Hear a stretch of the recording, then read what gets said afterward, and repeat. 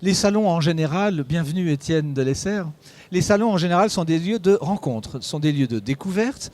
Les salons du livre sont des lieux où on vient acheter des livres, mais sont parfois aussi des lieux de retrouvailles. C'est notre cas. On ne va pas dire aux gens qui nous regardent et qui nous écoutent que j'ai travaillé pour vous il y a une quarantaine d'années par entreprise du cinéma interposé. C'était votre film d'animation, parce que vous êtes graphiste, homme d'écriture, mais surtout de grand talent, parce que vous faites des expositions.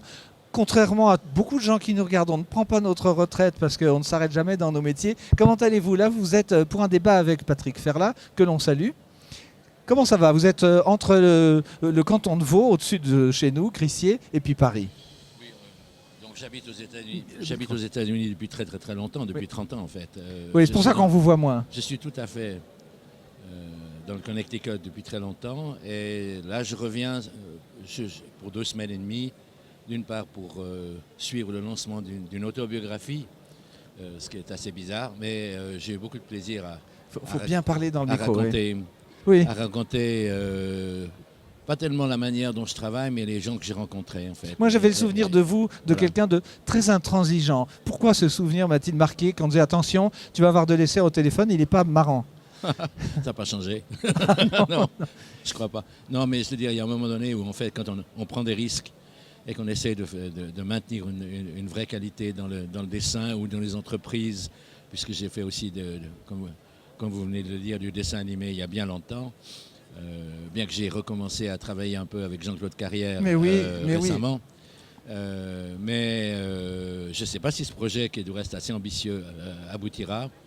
On est toujours à la recherche de compléments d'argent, comme toujours dans le cinéma. Oui, ça n'a pas changé depuis 40 ans. Ça, non, ça n'a pas changé. Et puis vous arrivez, le projet est fait, et ceux que vous aviez approchés et qui ne vous ont pas donné de sous, vous dites, vous voyez que vous avez réussi sans moi. Voilà.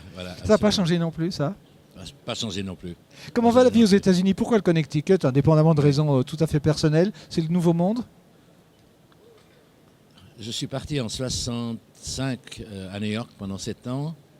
Je suis revenu en Suisse. Alors, c'était tout à fait un mouvement de carrière tout à fait normal, en fait. C'était vraiment après Paris, d'abord la Suisse, puisque je suis né à Lausanne. On étouffe un peu en Suisse, c'est trop petit. Non, oui, mais enfin, j'avais envie j'étais graphiste et directeur artistique, en fait, à l'époque, très jeune. Et à 21 ans, je suis parti à Paris pour me proposer mes services et faire de grandes campagnes pour des agences de publicité et des magazines. C'est un peu le même trajet à quelques années près de Peter Knapp. Voilà, que je connais bien aussi. Mais oui. Ou de Frutiger, ou de Hollenstein. Enfin, Absolument. Il y avait une bande de Suisses. Oui. Je vous apprends avec un petit scoop que j'ai démarré un livre d'entretien avec Peter Knapp. Ah, très bien. Il a une exposition qui va commencer sous peu, à l'École Estienne, à Paris. Voilà, et puis il devrait avoir une exposition, une perso, comme on dit, à Roubaix, mais elle est un petit peu décalée. Voilà, on se donne les derniers salons. Qu'est-ce qu'il y a dans cet esprit suisse? Vous savez peindre de la lettre, vous savez, vous avez cette école héritée du Bauhaus, et puis vous prenez des chemins différents, mais c'est des trajets assez semblables que vous avez les uns ou les autres. Ces Suisses du monde qui exportaient votre talent, et peut-être plus. On a toujours su que la Suisse était un pays entouré de 5 frontières, en fait. Oui. Et donc, avec la nécessité de s'ouvrir au monde, et avec une très bonne préparation à la fois psychologique et pratique. Je crois que c'est ça qui a été notre force. Mais je n'ai commencé à dessiner qu'à 22-23 ans, sérieusement, en fait, quand j'étais à Paris. Prochaine étape, New York, parce que j'avais envie de faire des livres pour enfants, et que j'avais l'impression... pas tout à fait fausse, mais pas tout à fait juste, que la grandeur du pays permettrait des choses plus vastes. Et donc je suis parti travailler aux États-Unis. En fait, j'ai beaucoup travaillé pour des grands magazines pendant un certain temps. J'ai vraiment dessiné pour des livres pour enfants à partir de 67-68, mes premiers livres. Et ensuite, pour une raison j'ai rencontré pendant que je travaillais avec Jean Piaget sur un livre expérimental, c'est ça qui nous a reliés. Absolument, la souris qui découvre le monde, qui reçoit une pierre sur la tête et découvre le monde. On a fait un livre qui a eu, je crois, beaucoup de succès et d'intérêt à l'époque, 70-71. Et ensuite, je suis revenu en Suisse parce que j'avais rencontré quelqu'un qui avait 2 enfants et je pensais que c'est une histoire de cœur. Voilà, Ah, c'est pour mais ça que voilà, je suis rentré en Suisse pendant 12 ans, ou plus même. Et, et ce qui m'a beaucoup amusé et beaucoup touché, c'est que la fille d'Anne van der Essen, qui avait 1 an et demi quand je l'ai rencontrée, c'était la petite Joëlle qui lisait tout le temps, très introvertie comme ça. Et maintenant, elle a une tête de plus que moi à 45 ans, et c'est elle dont dépend la sécurité de l'Europe. Elle travaille au... On va la saluer, et puis vous lui donnerez le lien comme ça. Voilà. Oui, oui, c'est extraordinaire ça. Et donc, c'est aussi elle qui négocie les sanctions contre la Russie.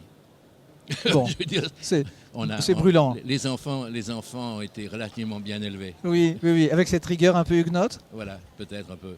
Puis alors, donc, je suis reparti, après avoir fait pas mal de dessins animés avec toute une équipe qui grandissait, du reste. Il y avait 20, 30, 50 personnes. Et puis, on s'était lancé dans un long métrage qui n'a pas vu la fin parce qu'un coproducteur nous a fait défaut. Et ça s'appelait Super Saxo il y a très longtemps. Puis après, j'ai eu envie de travailler tout seul. Et donc, avec mon épouse qui est américaine, qui s'appelle Rita Marshall, qui est une formidable graphiste et directeur artistique d'édition. Hi, on vous dit bonjour. Aussi. Et donc, on est reparti en 85. Elle avait passé 4 ans en Suisse. Et j'ai eu beaucoup de mal à la persuader de revenir aux États-Unis. En fait, c'est moi qui l'ai invité de force, presque. Mais en fait, donc, on est installé dans le Connecticut, à 2h, 2h30 de New York. Oui. C'est très, très beau. Hein.